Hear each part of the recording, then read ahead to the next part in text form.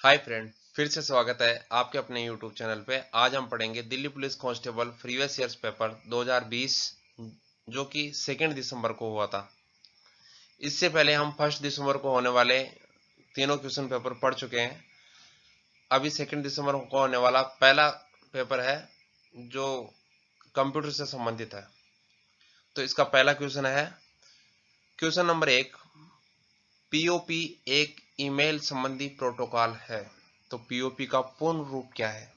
यहां लिखा हुआ है post office progress, partial order program, partial order protocol. तो मैं आपको यहां बता दूं कि जो लास्ट ऑप्शन है पोस्ट ऑफिस प्रोटोकॉल, इसका सही आंसर है। पोस्ट ऑफिस प्रोटोकॉल क्या करता है? पोस्ट ऑफिस प्रोटोकॉल करता है कि रिसीवर से लेकर उसके सर्वर तक वो काम करता है, यानी रिसीवर से उसी के सर्वर तक काम करता है। ये इसका मेन काम होता है पीओपी का। सेकंड क्वेश्चन, होम पेज किसी वेबसाइट का डैश पेज होता है। मैं आपको बता देता हूं, किसी भी वेबसाइट को खोलते हैं तो सबसे पहला जो पेज दिखाई देता है वो क्या कहते हैं? उसको होम पेज। तो यहां सीधा सा आंसर है पहला। नेक्स्ट क्वेश्चन, एमएस एक्सेल में किसी वर्कशीट के शीर्ष पर निम्नलिखित में से क्या दिखाई देता है? हम एमएस एक्सेल खोलते हैं तो देखते हैं कि सबसे पहले क्या दिखाई दे रहा है? फार्मूला बार। मैंने यहाँ एक वो उसी का डायग्राम लगाया है फार्मूला बार का ही, जो इस तरीके से दिखाई देता है। सेकंड पे क्या दिखाई देता है? हॉरिजॉन्टल स्क्रॉल बार। ये क्या है? नीचे की साइड होता है। स्टेटस बार सबसे नीचे होता है। वर्टिकल स्क्रॉल बार जो ऊपर नीचे करने के लिए होता है। तो यहां एमएस एक्सेल में किस वर्कशीट के सिर्फ टॉप पर है? तो टॉप पर क्या है? Formula bar. तो यहां आंसर क्या होगा सही?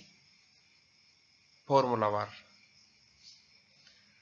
नेक्स्ट, एमएस एक्सेल वर्कशीट में निरंतर सेल की एक सीरीज को सेलेक्ट करने के लिए निम्नलिखित में से किस कुंजी का उपयोग किया जाता है? मैं बता देता हूं कि एमएस एक्सेल वर्कशीट में यदि आप टैब को दबाते हैं तो टैब को दबाने से क्या है? नेक्स्ट एक सेल से दूसरे सेल में चला जाता है। कंट्रोल को दबाने से कुछ नहीं हो रहा है, आल्ट को दबाने से कुछ नहीं हो रहा है। शिफ्ट को दबा के यदि हम जिस जिस सेल में क्लिक करते जाते हैं वो सेल सेलेक्ट होता जाता है। तो यहाँ सही आंसर क्या है? और इस तरीके से दिखा देता है। यहाँ जैसे शिफ्ट को दबाया, फिर नेक्स्ट में दबाया, नेक्स्ट में दबाया, तो ये सारे सेल क्या हो गए? सिलेक्ट हो गए। तो यहाँ सही आंसर क्या है? शिफ्ट है।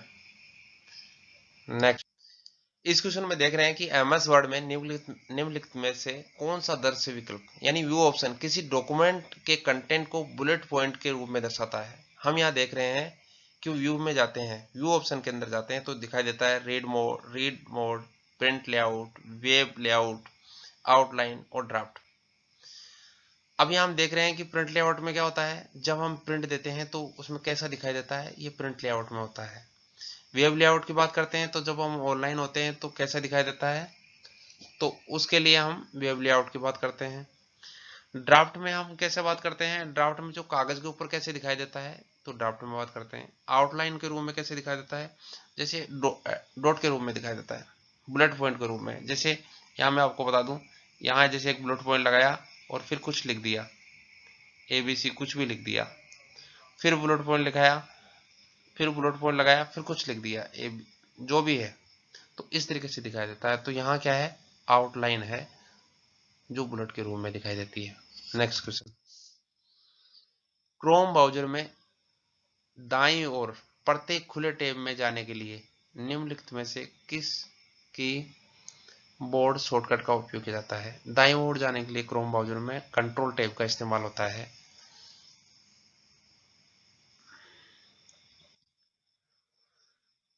नेक्स्ट क्वेश्चन है, बताए कि निम्नलिखित में कथन सत्य है या असत्य है? तो एमएस वर्ड में सभी पैराग्राफ राइट अलाइनमेंट हो सकते हैं। हाँ, हो सकते हैं।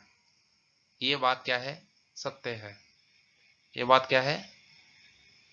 सत्य है। और एमएस वर्ड में सभी पैराग्राफ में एक ही हैंगिंग पोजीशन नहीं हो सकती, हो सकती है, हो सकती है, ये बात असत्य है। तो हम देख रहे हैं पहला सत्य है, दूसरा सत्य है, तो फर्स्ट ही आंसर आ गया।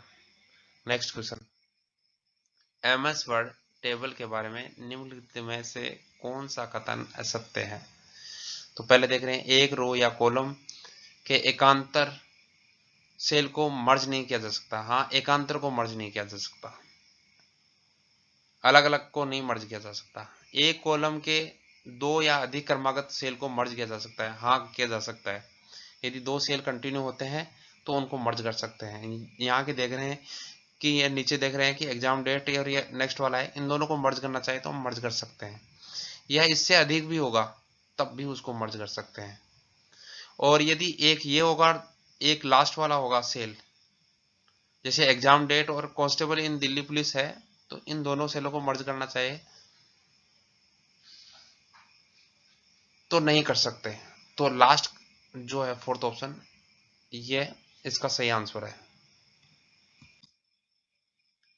नेक्स्ट क्वेश्चन है, एमएस वर्ड के हाल के संस्करणों जैसे कि वर्ड 2016 में होम मेनू के तहत क्लिपबोर्ड कमांड समूह के भाग के रूप में निम्नलिखित में से क्या दिखाई नहीं देता है? हम 2016 का जो होम मेनू है उसके क्लिपबोर्ड को खोल के रखा है, तो हमने देखा कि पेस्ट दिखाई देता है, कट दिखाई देता है, कॉपी दिखाई देता है, फॉर्मेट पेंटर दिखाई देता है। तो हमने फॉर्मेट पेंटर हो गया, पेस्ट हो गया, कट हो गया, तो क्या नहीं दिखाई दे रहा है यहाँ? Show hide. तो यहाँ आंसर क्या होगा? Show hide.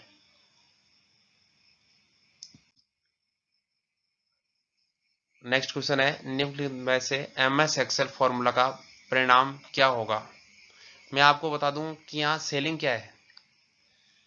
सेलिंग फंक्शन का एक सूत्र है, जो से देखो मैं आपको लिख के दिखाता हूं कि जैसे लिखा CEILING, सेलिंग क्या है? एक संख्या है, और दूसरा क्या है? महत्व है। अब यहां संख्या क्या है? 7 है, और महत्व क्या है? 5 है। तो 7 के निकटतम जो संख्या होगी और 5 का महत्व होगा, तो कौन सी संख्या होगी? यहां पर 10 होगी। यहां क्या होगी? जिसका महत्व 5 हो, तो संख्या क्या होगी? 10 होगी। तो यहां ऑप्शन क्या होगा? 3C होगा।